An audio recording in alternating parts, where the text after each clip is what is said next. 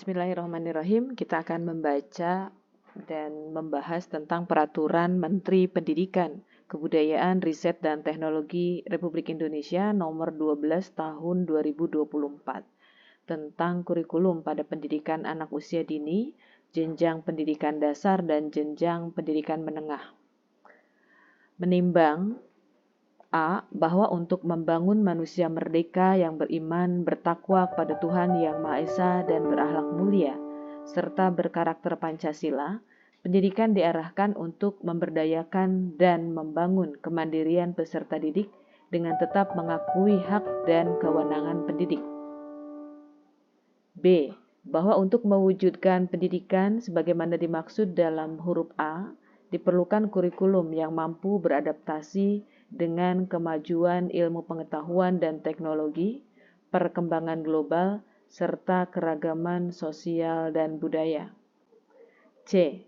Bahwa berdasarkan ketentuan pasal 3 ayat 1 Peraturan Pemerintah Nomor 57 Tahun 2021 tentang Standar Nasional Pendidikan, sebagaimana telah diubah dengan Peraturan Pemerintah Nomor 4 Tahun 2022 tentang perubahan atas Peraturan Pemerintah Nomor 57 Tahun 2021 tentang Standar Nasional Pendidikan, Menteri yang menyelenggarakan urusan pemerintahan di bidang pendidikan berwenang untuk menetapkan kerangka dasar kurikulum dan struktur kurikulum pada pendidikan anak usia dini, jenjang pendidikan dasar, dan jenjang pendidikan menengah. D. Bahwa berdasarkan pertimbangan sebagaimana dimaksud dalam huruf A, huruf B, dan huruf C, perlu menetapkan peraturan Menteri Pendidikan, Kebudayaan, Riset, dan Teknologi tentang kurikulum pada pendidikan anak usia dini, jenjang pendidikan dasar, dan jenjang pendidikan menengah.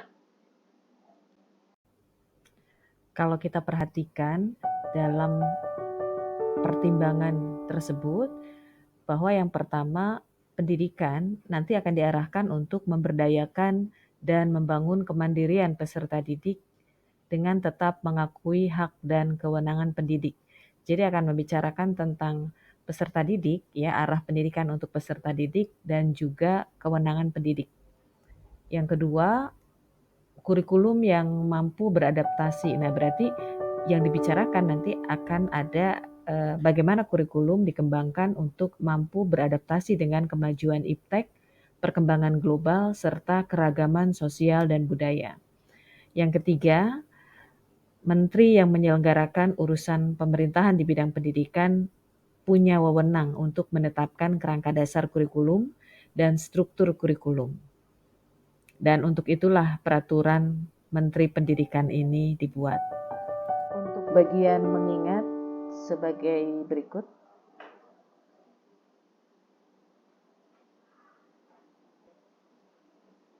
Pada bagian memutuskan, di sini menetapkan peraturan Menteri Pendidikan, Kebudayaan, Riset, dan Teknologi tentang kurikulum pada pendidikan anak usia dini, jenjang pendidikan dasar, dan jenjang pendidikan menengah. Ada beberapa hal yang terkait peraturan ini yang mungkin dibahas di dalamnya. Pertama tentang kurikulum, kedua kurikulum pada satuan pendidikan, ada pendidikan anak usia dini, jenjang pendidikan dasar, dan jenjang pendidikan menengah. Yang selanjutnya disebut dengan kurikulum merdeka.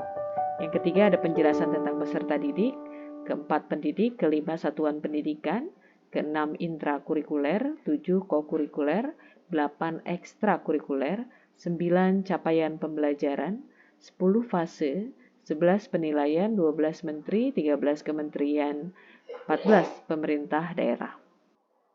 Pada bab 2 berisi cakupan kurikulum merdeka. Bagian ke-1 untuk hal umum, pasal 2-nya, kurikulum merdeka mencakup A. kerangka dasar kurikulum dan B. struktur kurikulum. Pada bagian kedua, kerangka dasar kurikulum, pasal 3. Kerangka dasar kurikulum sebagaimana dimaksud dalam pasal 2 huruf A merupakan rancangan landasan utama dalam pengembangan struktur kurikulum. Yang kedua, kerangka dasar kurikulum sebagaimana dimaksud pada ayat 1 memuat. Jadi ini kerangka dasar kurikulum memuat A. tujuan Kemudian prinsip, karakteristik pembelajaran, landasan filosofis, landasan sosiologis, dan landasan psikopedagogis. Pasal 4 dapat terlihat di sini.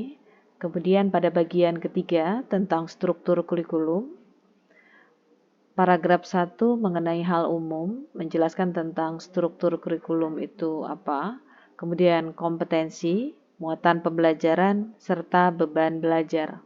Pasal 6 berisi struktur kurikulum untuk jenjang pendidikan anak usia dini, sekolah dasar, SMP, SMA, dan SMK, kemudian ada TK luar biasa, SD luar biasa, SMP luar biasa, SMA luar biasa, dan struktur kurikulum satuan pendidikan penyelenggara pendidikan kesetaraan.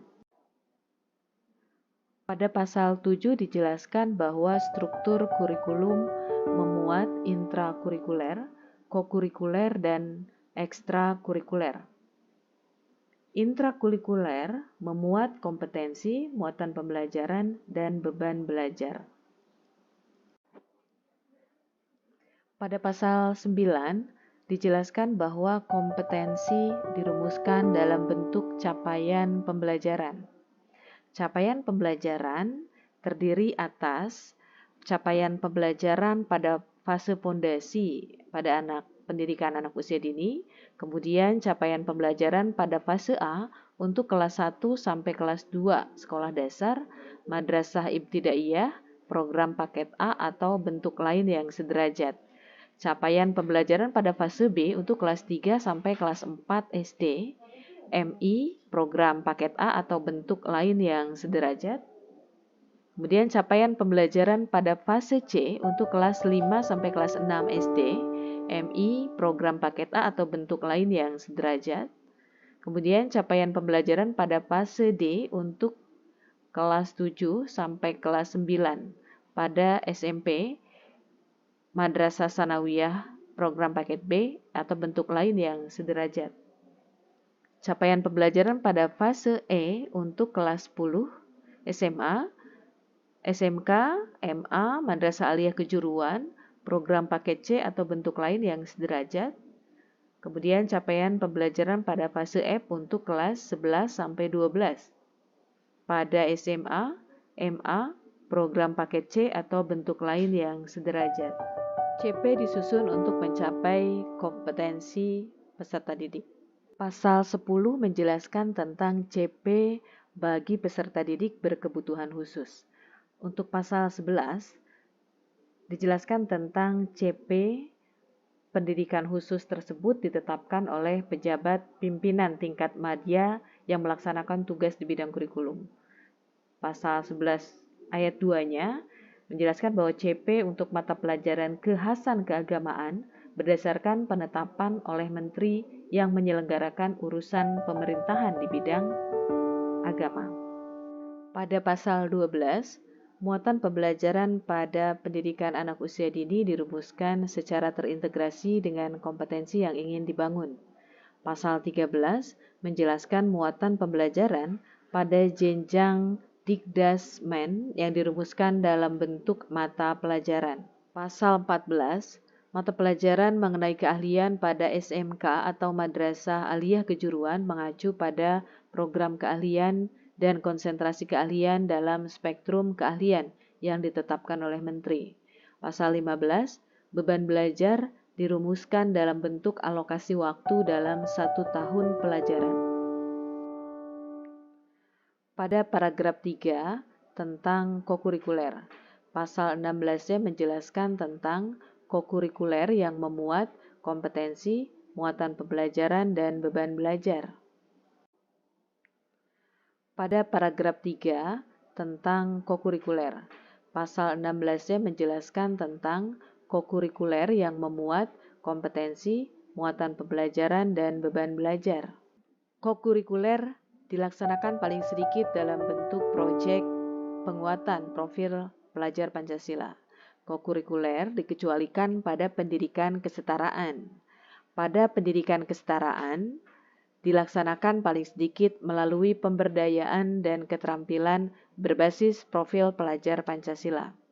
Proyek penguatan profil pelajar Pancasila merupakan pembelajaran kolaboratif lintas disiplin ilmu dalam mengamati, mengeksplorasi, dan atau merumuskan solusi terhadap isu atau permasalahan nyata yang relevan pada peserta didik. Proyek penguatan profil pelajar Pancasila dilaksanakan dengan memperhatikan ketersediaan sumber daya, satuan pendidikan, dan peserta didik. Proyek penguatan profil pelajar Pancasila dikembangkan oleh satuan pendidik mengacu pada panduan yang ditetapkan. Yang dimaksud dengan kompetensi pada proyek penguatan profil pelajar Pancasila dirumuskan dalam bentuk ciri peserta didik yang beriman, bergotong royong, bernalar kritis, berkebinekaan global, mandiri, dan kreatif. Kompetensi tersebut ditetapkan oleh pejabat pimpinan tinggi madya yang melaksanakan tugas di bidang kurikulum. Pasal 18, muatan pembelajaran pada proyek penguatan profil pelajar Pancasila memuat tema. Tema proyek penguatan profil pelajar Pancasila menjadi rujukan bagi satuan pendidikan untuk merumuskan topik proyek penguatan profil pelajar Pancasila yang relevan dengan konteks sosial budaya dan karakteristik peserta didik. Yang berikutnya, tema proyek ini ditetapkan oleh pejabat pimpinan tingkat madya yang melaksanakan tugas di bidang kurikulum. Pasal 22 menjelaskan bahwa satuan pendidikan, baik pada pendidikan anak usia dini, dasar, maupun penengah jalur formal menyelenggarakan layanan ekskul. Pasal 23 menjelaskan bahwa ekskul dilaksanakan dengan memperhatikan ketersediaan sumber daya, satuan pendidikan, dan peserta didik. Pasal 24-nya menjelaskan bahwa keikutsertaan peserta didik dalam ekskul sifatnya adalah sukarela.